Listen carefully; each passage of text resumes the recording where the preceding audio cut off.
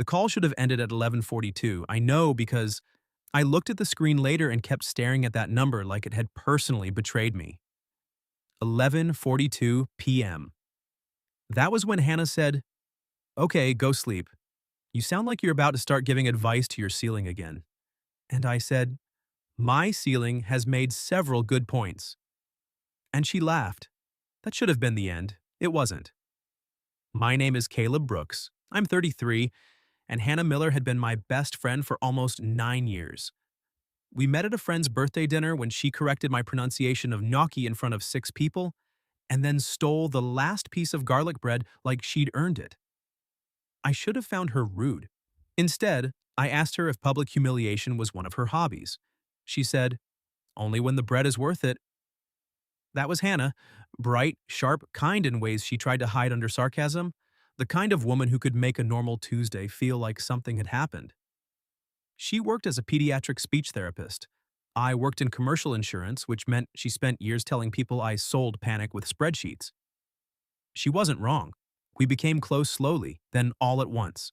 Coffee after work, grocery runs, bad movie nights, airport pickups, emergency furniture assembly. The kind of friendship where the person becomes so built into your life that you stop noticing how often your day bends toward them. Other people noticed for us. My mother once watched Hannah walk into my kitchen, open my fridge without asking, throw away expired mustard and say, "You live like a divorced raccoon," then looked at me and said, "Are we still pretending this is platonic?" Hannah laughed. I changed the subject. That was our specialty. Laugh, dodge, move on. And for a long time, that worked. Mostly because neither of us was brave enough to ask what would happen if it stopped working. The night of the call started normally.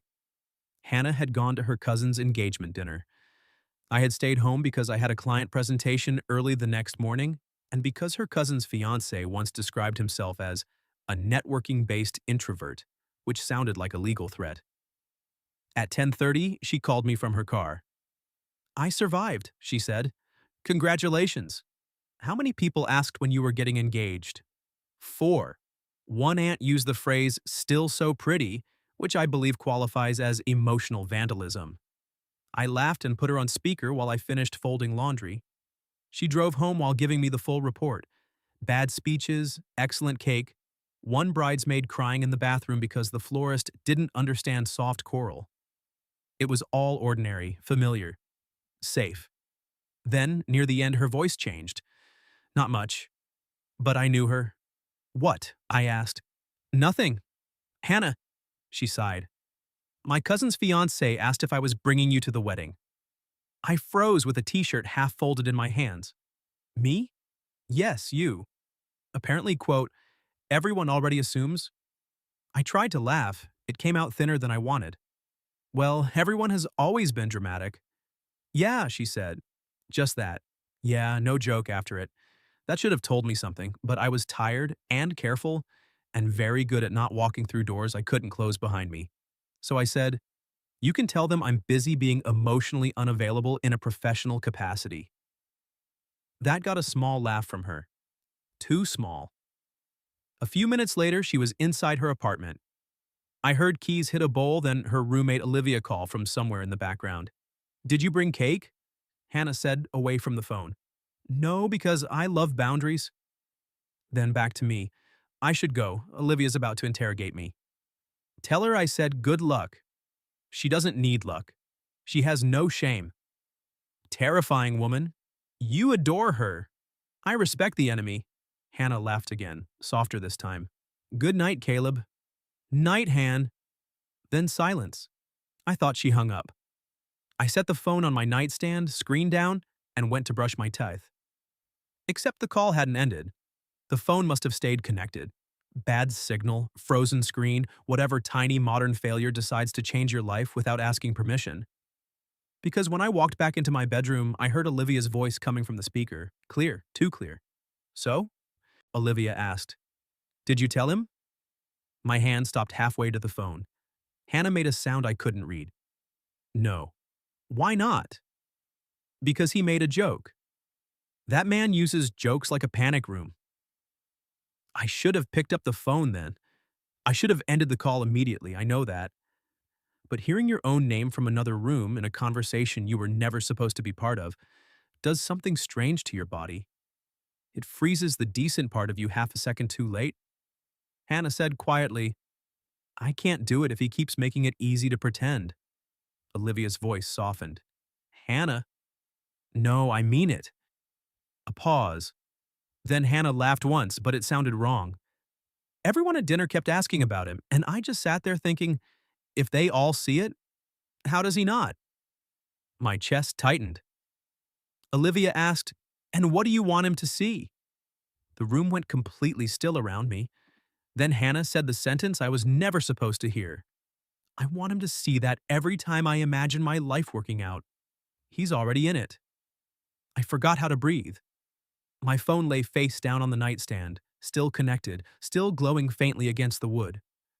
And for the first time in 9 years, the safest person in my life had become the most dangerous truth in the room. I ended the call. Not after another sentence. Not after Olivia answered. Not after giving curiosity enough room to become something uglier. I heard the line, felt it land in the center of my chest, and then grabbed the phone like it was burning me. The call screen was still open. 43 minutes and counting. My thumb hovered for 1 second. Then I hit end. The silence afterward was worse, because now there was no voice coming from the speaker, no accidental window into Hannah's apartment, no way to pretend I hadn't crossed a line simply by standing there too long. I sat on the edge of my bed with the phone in my hand, staring at nothing. Every time I imagine my life working out, he's already in it. There are sentences that don't just surprise you, they rearrange the furniture inside your head. For 9 years, I had filed Hannah under safe things, necessary things. The person I could call from a grocery store because I forgot which cough medicine didn't make me useless. The person who once showed up with soup when I had the flu and reorganized my medicine cabinet while insulting my life choices. Best friend. Simple word, very useful hiding place. My first instinct was to text her immediately. My second was to throw my phone into the laundry basket and become unreachable as a man and as a citizen. Neither seemed mature, so I opened a message and typed, "Your call didn't disconnect." I heard something I don't think I was supposed to hear. I ended it as soon as I realized. We should talk tomorrow. I stared at it for a full minute. Then I sent it before courage could expire. The typing dots appeared almost immediately, then disappeared, then appeared again, then nothing. 10 minutes passed, 20. At 12:23, my phone buzzed. Hannah. How much did you hear? I answered honestly. Enough, not everything. Just enough that I don't want to pretend tomorrow is normal. This time, she didn't respond. I didn't sleep much. By morning, my client presentation felt like something happening to a different man. I got through it on muscle memory and caffeine. I said risk exposure 6 times, apparently in the right places. My boss told me I looked focused, which was corporate for haunted but useful. At 11:15, Hannah texted, "Are you free?" I was already standing, yes.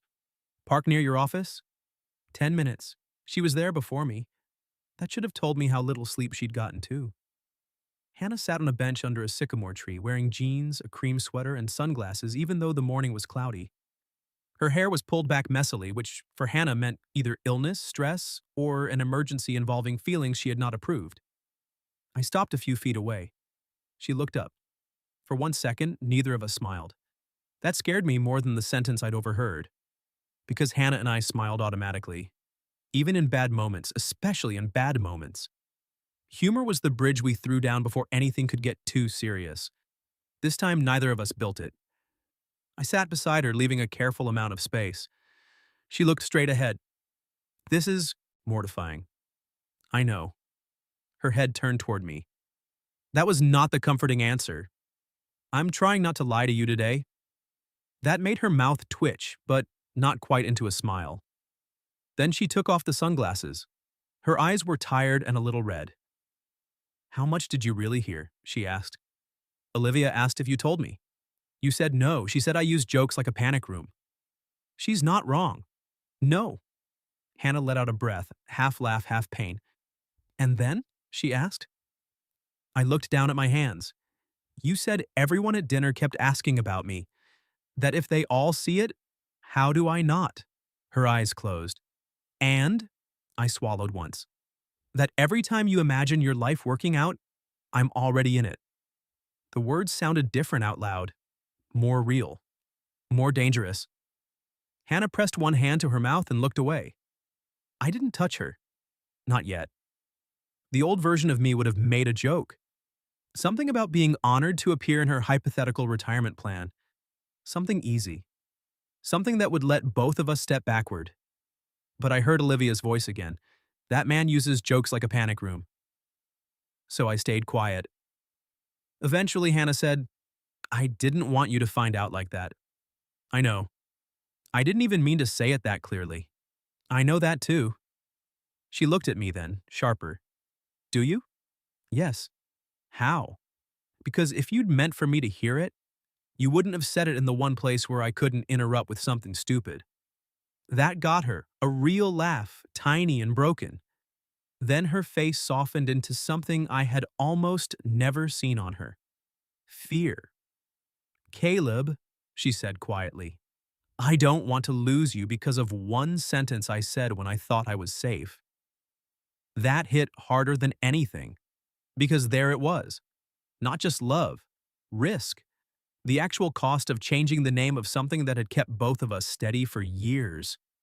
You won't lose me, I said. She searched my face like she needed to believe that and didn't trust herself to. You can't promise that. I can promise I'm not leaving this bench just because the conversation got honest. Her eyes brightened. She looked away fast. For a while we sat there with the city moving around us. People with coffee, a dog pulling someone toward pigeons, traffic. The normal world being wildly disrespectful to the fact that mine had shifted overnight. Then Hannah said, there was another part. My pulse kicked. I didn't hear it. I know. She looked down at her hands. After I said that, Olivia asked what I wanted to do about the wedding. Your cousin's wedding? She nodded. And what did you say? Her fingers twisted together. I said I wanted to ask you to come with me, she whispered. Not because people expect it. Not because I need a shield from relatives.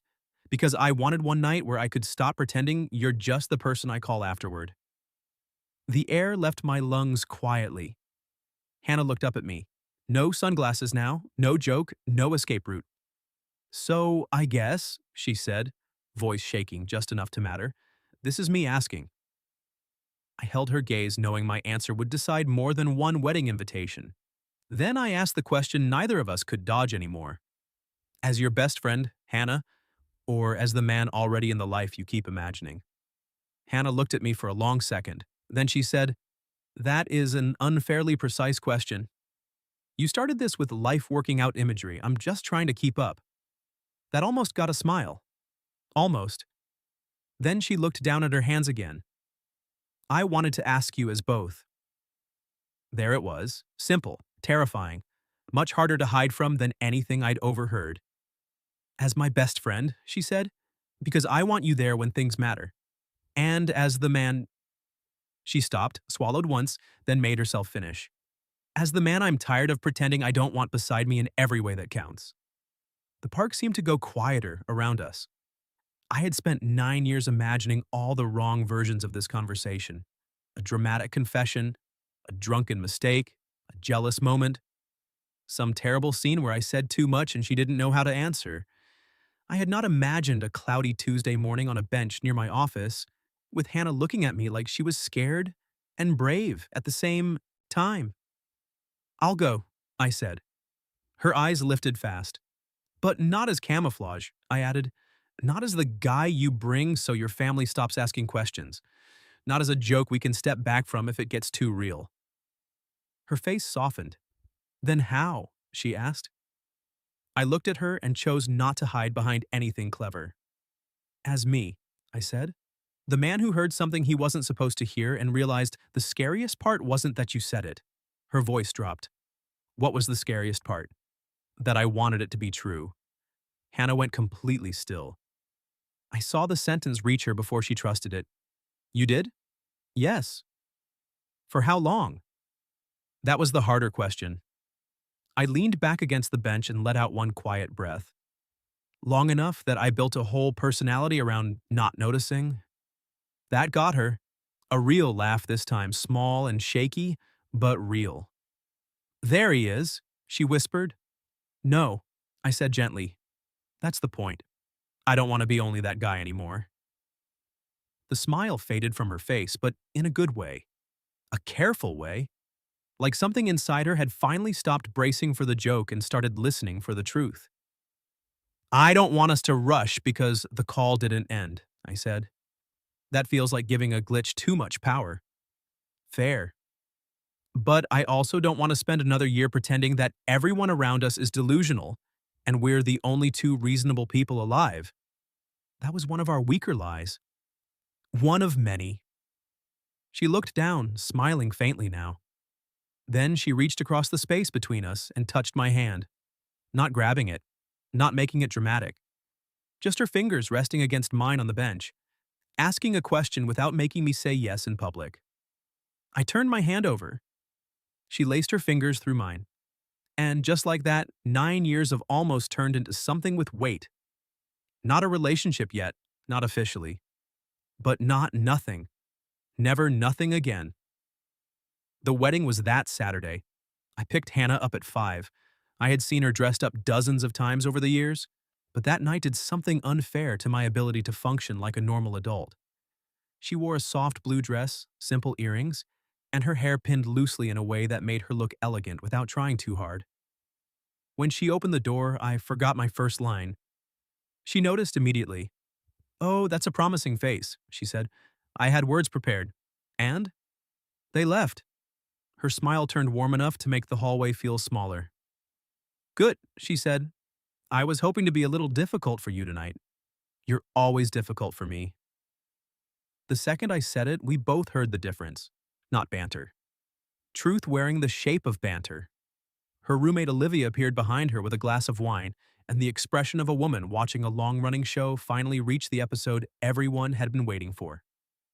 Please don't emotionally regress in formal wear, Olivia said. Hannah closed her eyes. Goodbye, Olivia. I'm serious, both of you. No panic room jokes, no tragic almost confessions, no pretending the lighting did all the work. I looked at her. You're very involved. I've earned this. Unfortunately, she had. The wedding was in a restored brick hall downtown, all candles, white flowers, and relatives with opinions. Within 10 minutes, at least 4 people assumed we were together. Hannah corrected none of them. Neither did I. That should have felt like performance. It didn't. It felt strangely peaceful. At dinner, her aunt leaned across the table and said, Caleb, I keep telling Hannah she should bring you to more things. Hannah took a sip of wine and said, I'm starting to agree. Under the table, her knee brushed mine. Accidental, maybe, but she didn't move it away. By the time dancing started, the whole night had become dangerous in slow motion. Not because anything dramatic had happened, because everything ordinary had changed meaning. Her hand in mine when we walked through the crowd, her shoulder brushing my arm during toasts, the way she looked at me during the first dance, not like she was testing whether I'd run, but like she was quietly daring herself to stay. Then a slow song came on. Hannah looked at the dance floor, then at me. You're about to say you don't dance, she said. I was considering it. Don't. So I didn't.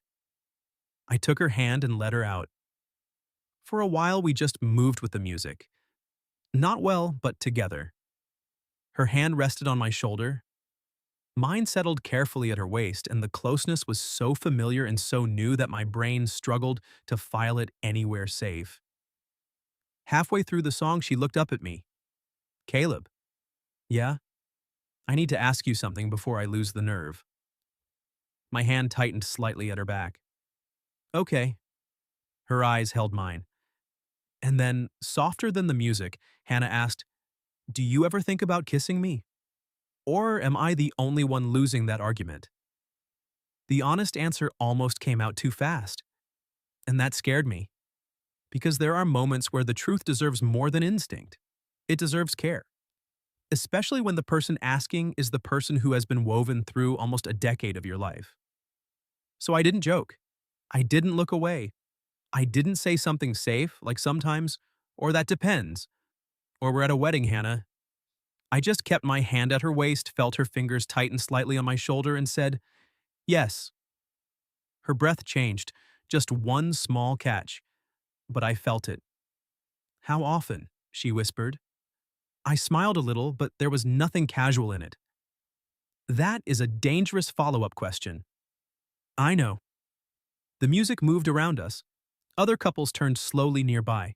Her cousin was laughing with bridesmaids near the bar. Someone's uncle had already removed his tie and was making poor decisions near the dessert table. And somehow none of that reached us. I lowered my voice. More than I should have. Hannah's eyes went bright in the candlelight. Not tears, not quite. More like something inside her had been waiting a very long time to hear a yes without a punchline attached. She looked down for a second, then back at me. Me too. There it was. Not overheard. Not accidental. Given to me. The song ended, and neither of us moved. That was when I knew the whole night had crossed the line for good. Because before, every charged moment had come with an exit. A laugh, a room full of people, a reason to pretend. Now there was only Hannah looking at me like she was tired of safe endings. Do you want to get some air? I asked. She nodded. We slipped out through the side doors into a small brick courtyard strung with lights.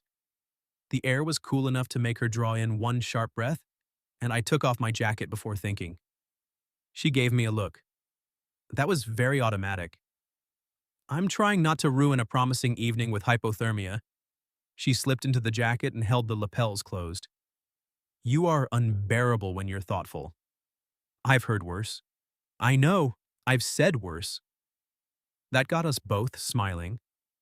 Then the smile faded because the question from the dance floor was still standing between us, waiting. Hannah looked at the courtyard stones. I'm scared. I know. You can't know, not all of it. Then tell me. She took a breath and wrapped my jacket tighter around herself.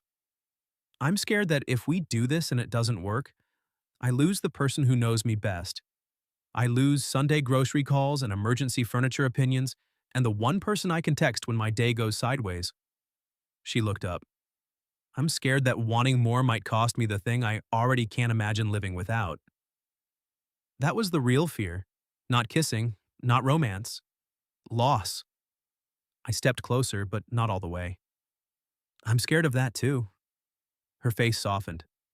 But I think, I said, choosing each word carefully, we've been acting like not naming it keeps us safe. And maybe it did for a while, but lately it feels like not naming it has started costing us something too. Hannah's eyes searched mine. What does it cost you? She asked. I almost laughed. Not because it was funny, because there were too many answers. Honesty, I said. A little peace.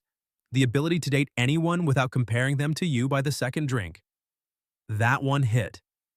Her mouth parted slightly. You too? She whispered. Han. Right. She let out a shaky laugh. Stupid question. No, just late. That changed her expression. Late. That was exactly what this felt like, not sudden, not reckless. Late. I reached for her hand. She gave it to me immediately, and that simple, familiar contact somehow felt more intimate than anything else had all night. Hannah, I said quietly, I don't want to rush you because of a phone call that didn't end. I don't want us to wake up tomorrow and wonder if we let one accident make decisions for us. I don't want that either. But I also don't want to stand here pretending I haven't imagined this. Her fingers tightened in mine. Imagined what? She asked. I looked at her. She already knew, but she wanted me to say it. So I did. Kissing you. The courtyard went completely silent in my head. Hannah stepped closer first. Not much, enough. I'm not drunk, she whispered. I know. I'm not confused. I know. And I'm not asking because of the wedding. That one came softer. I know, I said. Then she looked at my mouth, back at my eyes, and said, Good. Because I'm done losing that argument. I kissed her. Slowly at first. carefully, like the first touch had to carry all the years we spent almost saying something, and all the trust we were trying not to break by wanting more. Then her hand rose to my chest, fingers curling into my shirt, and the kiss became less careful. Not reckless, certain. When we pulled apart, she stayed close, forehead almost touching mine, eyes closed like she needed 1 second before the world came back in. Then she laughed softly. What? I asked. I'm mad. That is not the response I was hoping for. I'm mad that was better than I imagined. I smiled. That is a very Hannah complaint. I have standards. I know. She opened her eyes then, and the look on her face made the whole night feel warmer. But before either of us could say anything else, the side door opened. Olivia stepped into the courtyard with 2 champagne glasses, took one look at us, and stopped dead. Hannah closed her eyes. Of course. Olivia's face slowly transformed into pure, delighted horror. Oh my God, she whispered. I'd leave you two unsupervised for one slow dance. Olivia, Hannah warned. No, no, I'm not ruining it. Olivia set the glasses on a nearby table like she was handling sacred objects. I'm just saying, as the unpaid emotional consultant of this entire disaster, I deserve a thank you card. I rubbed a hand over my face. Hannah looked at me, then at Olivia, then started laughing. Real laughter. Bright. Unhidden. The kind I had been in love with before I knew what to call it. And somehow that was the moment that scared me most. Not the kiss, not the confession, the laughter after, because it felt less like a beautiful accident, and more like the beginning of a life we were actually going to have to be brave enough to choose. Olivia was wrong about one thing. She did ruin it. Not badly, just enough to keep us from becoming too cinematic about ourselves. Hannah took one of the champagne glasses from the table, handed it to me, and said, Apparently we owe our emotional consultant a toast. Olivia lifted her own invisible glass. To me, the only adult in a 9-year slow-motion crisis. You are not the only adult, I said. No, but I am the only one with evidence. Hannah gave her a warning look. Do not mention the call. Olivia's eyebrows shot up. I was talking about the way you both looked at each other over grocery store bananas for the last 5 years, but sure, let's bring up the call. Hannah groaned. I laughed. And for the first time since the night before, the whole thing didn't feel like a mistake or a glitch or an accident we had to explain. It felt like a door had opened, and the people who loved us were mostly relieved we had stopped pretending it was a wall. When we went back inside, Hannah didn't drop my hand. That was small. It also felt enormous. Her aunt noticed first, then her cousin, then half the table, because weddings are basically surveillance operations with flowers. Nobody said anything directly, but the room changed around us. Not shocked. More like everyone had been waiting for the obvious answer to finally arrive and was trying not to applaud in a formal setting. Near the end of the night, Hannah leaned close and whispered, This is going to be unbearable tomorrow. Your family? My family. Olivia. Your mother. Possibly the entire produce section at the grocery store. Worth it? She looked at me for one quiet second. Ask me tomorrow. So I did. The next morning, I showed up at her apartment with coffee, bagels, and absolutely no idea whether we were supposed to act normal or formally acknowledge that I had kissed my best friend in a wedding courtyard and then held her hand through the last dance. Hannah opened the door in sweatpants, messy hair, and the exact suspicious look she used when she was trying not to smile too fast. I held up the bag. Breakfast. She looked inside. You got the cinnamon raisin one. You hate cinnamon raisin. I know. I got it for Olivia. From somewhere inside the apartment, Olivia shouted, Bless this emotionally delayed man. Hannah rolled her eyes, but she stepped aside and let me in. That morning was better than the wedding. Less dramatic, more real. We sat on her couch with coffee, knees touching under an old blanket, and talked like people who had finally stopped trying to win an argument against the truth. We talked about fear, about timing, about what changed and what didn't, about how we were not going to punish ourselves for taking years, but we also weren't going to waste another one pretending. Then Hannah looked down at our joined hands and said, I don't want to lose my best friend. You won't. You say that like you control the laws of emotional physics. I'm expanding into new industries. That made her smile. Then I said the part that mattered. I don't want to stop being your best friend. I want to stop using that as the smallest name for what you are. Her eyes softened. That, she whispered, is a very dangerous sentence before noon. Should I save the rest for dinner? You're asking me to dinner? On purpose. She smiled. Then yes. We went slow after that, but not timid. There's a difference. We still did grocery runs, still watched terrible movies, still called each other after bad days. Only now, when she fell asleep against my shoulder, I didn't sit there pretending my heart was behaving normally. I kissed the top of her head and let the life we'd already built finally tell the truth about itself. 3 months later, my mother saw us walk into Sunday dinner holding hands and said, finally, before I even got my coat off. Hannah pointed at her. That is not a greeting. It is when I've been patient for 9 years. Olivia sent a cake that said, call ended correctly this time, which Hannah threatened to throw away and then ate 2 slices of. A year later, we moved in together. Not because it was dramatic, because one night Hannah looked around my apartment, noticed half her books on my shelves, her favorite mug in my cabinet, and her cardigan over my kitchen chair, then said, this is stupid. I already live here emotionally. So we made it official. 2 years later, at a small wedding with no accidental phone calls and one extremely smug maid of honor, Hannah squeezed my hands during the vows and whispered, every time I imagined my life working out, I finished it for her. I was already in it. She cried, then laughed, then told me not to get proud. Too late. And every now and then, when one of us says goodnight on the phone, the other waits an extra second before hanging up. Not because we're afraid of what might slip out anymore, because now there's nothing left to hide. What would you have done if your best friend thought the call had ended, and you accidentally heard her say you were already in every future she imagined? And have you ever found out someone loved you in a way you were never supposed to overhear? Tell me your story in the comments. If you liked this one, leave a like, subscribe, and I'll see you in the next video.